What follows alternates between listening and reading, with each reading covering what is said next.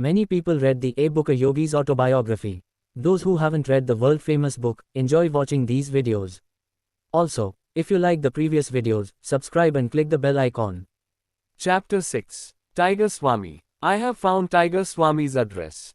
Let's go see him tomorrow. The person who made this happy suggestion was my high school friend, Chandi. I had heard that the Swami, before his monastic life, used to catch big tigers and fight them with bare hands. I was very eager to meet him.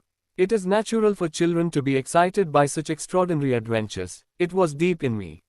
Since it was winter, it was still cold at dawn the next day, but Chandi and I went for a walk happily. After searching and searching in Bhawanipur, outside Calcutta city, we finally found the right house. There were 2 iron locks on the door of the house. I grabbed them and banged them until my ears pierced. Despite the commotion, a servant slowly walked towards us. His sarcastic smile suggested that noisy visitors could not disturb the peace of the ashram of the saints. My friend and I, though our minds were troubled by his silent reprimand, felt blessed to be allowed to enter. After sitting there for a long time, we began to suspect. It is a traditional Indian rule that a seeker of truth needs patience. The trick of testing the mind is often used by doctors and dentists in the West. Finally, when the servant called, Chandi and I entered a room. The famous Sahang, Soham, Swami was sitting on the side. We were stunned when we saw his magnificent statue. We were speechless and our eyes were closed. But not so much. Sahang is the name he took when he took up sannyasa, but among the common people he is known as Tiger Swami. We had never seen such a muscular man before, with big balls of flesh. On his strong neck, his face was fierce yet calm. His long, curly hair, beard, and mustache gave it a beautiful look. His dark eyes had both the features of a dove and a tiger. Except for the tiger skin around his strong waist. He was completely naked. My friend and I somehow managed to find the words and saluted the monk. We praised his extraordinary bravery in taming the tigers. Please tell us how you were able to tame the most fearsome of all wild animals, the Royal Bengal tigers, with just your fists. Boys, if I need to fight with tigers, I can do it even today. If you laugh like a child, you see tigers as tigers, I know them as cats. Swamiji, if my unconscious mind thinks that tigers are cats, I will convince them, but can I convince tigers? Weapons. It is true that strength is also necessary. No one can expect a child who imagines a tiger as a cat to win. My strong hands are enough for me. Weapons. He took us into the yard. There, he struck the edge of the wall with one punch. With that, a brick fell down. The sky looked boldly from the hole in the wall that looked like a shard. I looked at him in amazement. He could knock out a brick in a wall made of lime with one punch, and I had no doubt that he could knock out the teeth of a big tiger. Some people, like me, have physical strength but they do not have firm faith. Those who do not cultivate their minds like that, if they see any wild beast roaming freely, they will immediately open their eyes. Even a tiger that stays in its den with natural ferocity. A circus animal on opium is very different. There are many people who, despite having the strength of a Bhima, have been terrified and utterly helpless when a Royal Bengal tiger comes and attacks them. In this way, a tiger has transformed a man into a cat-like creature in his own mind. Any person with a moderately strong body and immense mental fortitude can apply the tiger's powers to it and bring its instincts to a cat-like helplessness. Exactly like this, no matter how many times he has done it. I had no doubt that the mighty man in front of me could transform a big tiger into a pet cat. He seemed to be in the mood to give some instruction. Chandi and I were listening attentively. The mind is what makes the muscles work. The strength required to strike depends on the force applied to it. The strength that a man displays as a physical tool depends on the will and courage of his mind. It is the mind that literally makes and nourishes the body. Strengths and weaknesses, whether they are the result of the instincts of past lives, gradually enter the consciousness of man. They manifest as his habits and form a desirable or undesirable body. The source of external weakness is mental. In a vicious circle, the body, bound by habits, keeps blocking the mind. If the master allows his servant to command him, the servant becomes a tyrant. Similarly, the mind also obeys the dictates of the body and becomes its slave. The Swamiji granted our request and agreed to tell us something about his life. At first, my great desire was to fight with big tigers. My will was strong but my body was weak. I was surprised at that statement. It seemed unbelievable that he, with the strength of Bhima's arms, had ever known weakness. With a firm determination to gain health and strength, I overcame that weakness. It was this that made the Royal Bengal tigers truly tame. My arrogance is a mental arrogance. Pujya Swamiji, do you think I can ever fight with big tigers? That was the first and last time that a wave of intense desire entered my mind. Aha, he laughed. But, there are many types of tigers. Some roam the forests because of human desires.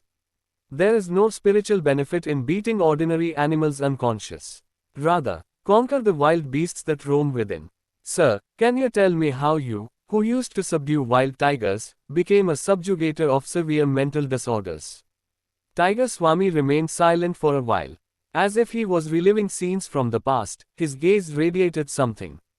I could see a slight mental conflict in him as to whether to grant our request or not.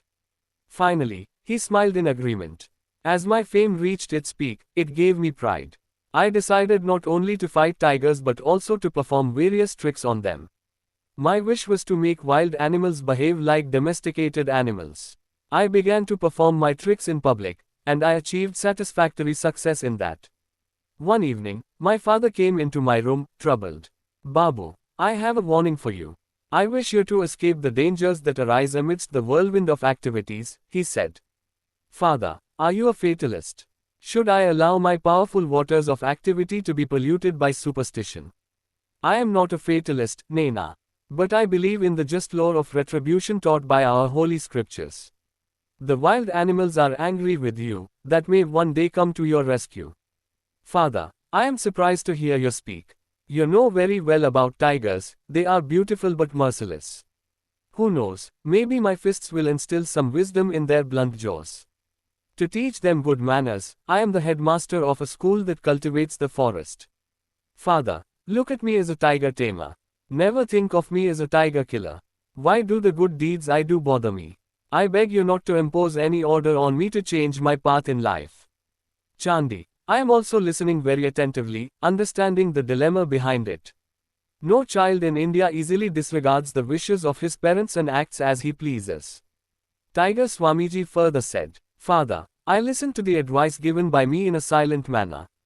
After listening, he solemnly revealed something. My dear, you are bringing up a situation where it is necessary to tell an inauspicious thing that came from the mouth of a saint about what is to come. Yesterday, like every day, I was sitting in the veranda meditating. My dear friend, I have brought a message to your quarrelsome son. I asked him to stop doing wild things. Otherwise, this time when he got into a fight with a tiger, he will suffer from a fatal illness for 6 months. Then he will give up his previous ways and become a monk. I thought, but the story did not enter my mind. I thought that my father had easily believed the words of a deceitful monk. He revealed this matter with an air of one who had lost patience, as if he was being offended by someone for his foolishness. He remained solemnly silent for a long time, as if he were unaware of what was happening. In the story he had told so far, as he picked up the piece he had dropped and continued, his voice suddenly softened. Not long after my father warned me, I went to the capital of Cooch Behar. That place, full of natural beauty, was new to me. I hoped for some change there as a rest. As usual, people looked at me strangely on the streets there too. I even caught a few pieces of their whispered comments. He is the one who fights with the tigers of the forest. What are his legs and trunks? Look at his face. He must be the incarnation of the Tiger King. You know how village children work, like the last issues of newspapers. And even more so, like magazines that come out late, how quickly the speeches of women spread from house to house. Within a few hours, the whole city was in a frenzy because I was in the village. I am resting peacefully in the evening. Meanwhile, the sound of galloping horses was heard. They stopped opposite my lodging. Some tall policemen wearing turbans came in. I was surprised. Everything is possible for these people who have created human law, I thought. I don't think they will punish me for things I know nothing about, I thought. But these officers bowed with unusual humility. Sir, the Prince of Cooch Behar has sent us to welcome him on his behalf. He requests that you please come to the palace tomorrow morning. I wondered for a while why this call could be made. For some obscure reason, I felt a pang of regret at this interruption to a peaceful journey. But the humility shown by the police moved me. I agreed to go. The next day, I was taken to the palace in a magnificent carriage drawn by 4 horses, and I was taken with great courtesy to the palace. A guard, a beautiful woman, was standing there, so that the scorching sun would not touch me. He took the decorated umbrella. I enjoyed walking leisurely through the streets of the city and the forests on the outskirts. The prince himself was at the temple gate to welcome me. He gave me his golden embroidered seat and sat down on a chair of even simpler design, smiling. All this courtesy will surely threaten me, I thought as my surprise grew. After a while of polite questions, the prince's intention became clear. It is rumored throughout our village that you can fight wild tigers with bare hands. Is this true? It is literally true. I cannot believe it. You are Calcutta Bengalis who grew up eating the white rice of the Patna people. Tell me the truth, you have fought with animals that have no backbone and are soaked in opium, haven't you? His voice was loud and harsh, his manner was laced with a regional accent. I did not answer his question that insulted me. I challenge you to a fight with our newly captured tiger, the Raja Begum, asterisk. If you can fight it properly, chain it up, and come out of its cage without losing consciousness, you can have the Royal Bengal tiger for yourself. Besides, there will be several thousand rupees and many other prizes. If you do not agree to fight it, I will proclaim throughout our kingdom that you are a worthless fool. His insulting words fell like a shower of bullets. I angrily agreed. In his excitement, he half rose from his chair, and fell back into it with a venomous laugh. Looking at him, I remembered the Roman emperors who took pleasure in abandoning Christians to the wild beasts. He said, the competition will be held in another week. To see the tiger first. Raja Begum was given this name to indicate that it has the ferocity of a female tiger and a male tiger combined. I am sorry that I could not grant your permission. I do not know whether the prince was afraid that I would bewitch the beast or secretly try to drug it. Coming out of the palace, I laughed to myself that the royal umbrella and full armor that had been there were no more. For the next week, I systematically prepared my body and mind for the difficult test that was coming. I also heard some strange stories from my servant. The story of a saint who had prophesied to my father that I would be in danger spread among the people here, but as the news spread, it spread. The innocent villagers believed that an evil spirit cursed by the gods was born as a tiger and would take various forms of demons at night, and would remain as a striped tiger during the day. They thought that the demon was the one who had set out to humiliate me. Another story that had been woven into their imagination was that the Raja and Begum had been incarnated as a result of the collective cry of all the animals to the tiger's heaven. It was a means to punish the fearless bipedal beast that was the pride of the tiger race. How dare a mere man without a mane or fangs dare to challenge a tiger with claws and strong limbs? The villagers declared that the power that had been created, filled with hatred and venom, had been sufficiently stirred to put the secret laws into action and destroy the pride that punished the tigers. My servant also said that the prince himself was acting as the organizer of this fight between man and beast. He himself had pitched a tent that could hold thousands of spectators. He had pitched it so sturdy that it could withstand even a storm. In the middle of it, in a huge cage, the Raja and Begum were sitting. A guard room was set up around the cage. The tiger, which was imprisoned in the cage, was roaring so fiercely that it would make the blood boil. In order to whet its appetite and anger, they kept feeding it. Perhaps, he thought that I would be its dinner, since the prince had so much fun preparing this match. Both from the city and from outside came in droves to buy tickets. On the day of the fight, hundreds of people turned back, unable to find tickets. Many had slipped through the tents and reached the area under the galleries, where they were crowded. As the story of Tiger Swami was getting better, excitement was building inside me. Even Chandi was listening intently, speechless. On one side, the Raja and Begum were roaring in ear-piercing tones. On the other side, the slightly agitated audience was making a noise. In the midst of this, I entered calmly. I had no clothes to cover myself except a small cloth tied around my waist. I unlocked the door of the guard room and went inside cautiously, closing it again. The tiger had smelled human blood. The tiger, with its snarling and hissing, gave me a warm welcome. Silence fell over the audience, a mixture of amusement and fear. I seemed like a weak lamb before the fierce beast. In a moment I entered the cage, but as I was closing the door, the Raja Begum came straight at me. My right hand was badly torn. The tiger's favorite blood, human blood, flowed like a flood from my hand. It seemed as if the saint's prophecy had come true. As I had suffered a wound so severe that it had never seen it before, I was struck by lightning and recovered instantly. I put my bleeding fingers under my cloak so that it would not see them. With my left hand, I threw a single, bone-breaking punch. With that, the tiger turned back and came back to me again, snarling at the back of the cage. We gave a name to the punches. I hit it on the head with those punches. The taste of blood was as maddening to the Raja Begum as the first sip is to a drunkard who has been drunk for a long time. Between times, she roared so that her ears would ring, and she burst out in anger.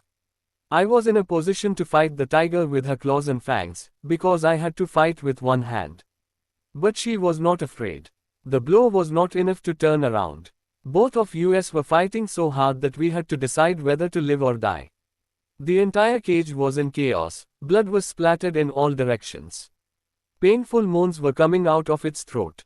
Shoot, kill the tiger, cries could be heard from the audience. In the struggle, both man and beast were running around, so the gunshot fired by the guard missed the target. I gathered all my willpower and, growling terribly, gave the final death blow. The tiger fell and lay there motionless. I said like a cat, unable to stay in the middle.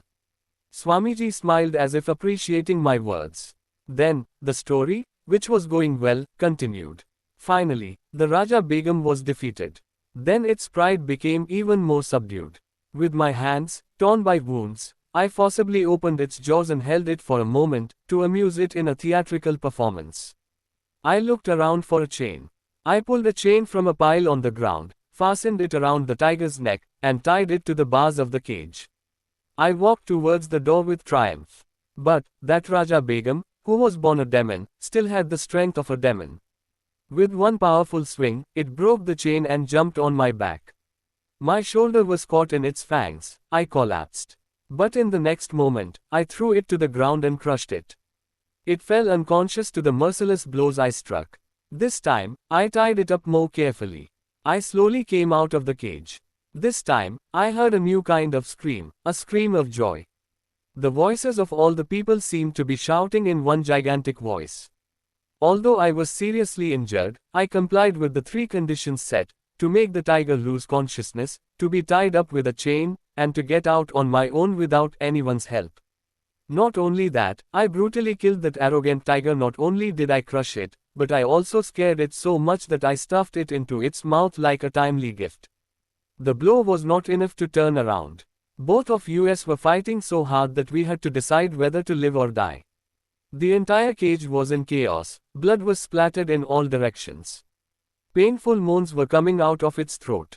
Shoot, kill the tiger, cries could be heard from the audience. In the struggle, both man and beast were running around, so the gunshot fired by the guard missed the target. I gathered all my willpower and, growling terribly, gave the final death blow. The tiger fell and lay there motionless. I said like a cat, unable to stay in the middle. Swamiji smiled as if appreciating my words. Then, the story, which was going well, continued. Finally, the Raja Begum was defeated. Then its pride became even more subdued. With my hands, torn by wounds, I forcibly opened its jaws and held it for a moment, to amuse it in a theatrical performance. I looked around for a chain. I pulled a chain from a pile on the ground, fastened it around the tiger's neck, and tied it to the bars of the cage. I walked towards the door with triumph. But, that Raja Begum, who was born a demon, still had the strength of a demon. With one powerful swing, it broke the chain and jumped on my back. My shoulder was caught in its fangs, I collapsed. But in the next moment, I threw it to the ground and crushed it. It fell unconscious to the merciless blows I struck. This time, I tied it up more carefully. I slowly came out of the cage. This time, I heard a new kind of scream, a scream of joy. The voices of all the people seemed to be shouting in one gigantic voice. Although I was seriously injured, I complied with the three conditions set: to make the tiger lose consciousness, to be tied up with a chain, and to get out on my own without anyone's help. Not only that, I brutally killed that arrogant tiger. Not only did I crush it, but I also scared it so much that I stuffed it into its mouth like a timely gift. She even ignored my head and remained silent. After dressing my wounds, they garlanded me and honored me with flowers. Many gold coins showered at my feet. The whole city was in a festive mood. I was talked about everywhere for having crushed a tiger as big and ferocious as anyone had ever heard of. According to the story, the Raja Begum asked me to take her. But I was not at all enthusiastic. A kind of spiritual evolution came over me. As soon as I came out of the tiger's den for the last time, it seemed as if the door to all my worldly hopes had been closed. Then came a difficult time for me. I was on the verge of death for 6 months due to blood poisoning. As soon as I had recovered enough to leave Cooch Behar, I returned to my native village.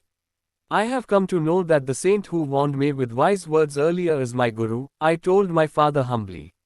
How wonderful it would be if I could find out where he is. My wish was sincere. And so the saint came unexpectedly one day. It is enough to tame tigers, he said in a calm, unruffled voice. Come with me, I will teach you how to tame the ignorant beasts that roam the forests, the human mind. You are used to performing before an audience. You entertain the gods by displaying your great achievements in yoga. It was that sage who initiated me into the spiritual path. He was the one who opened the doors of the soul that had long been unused and rusted. Soon after, we both went to the Himalayas for my training. Grateful for the detailed account of his stormy life, Chandi and I bowed at the feet of the Swami. My friend and I were happy that the long wait in the cold room for his darshan had yielded rich results. You want more videos? Please like and comment and share and subscribe. Please support.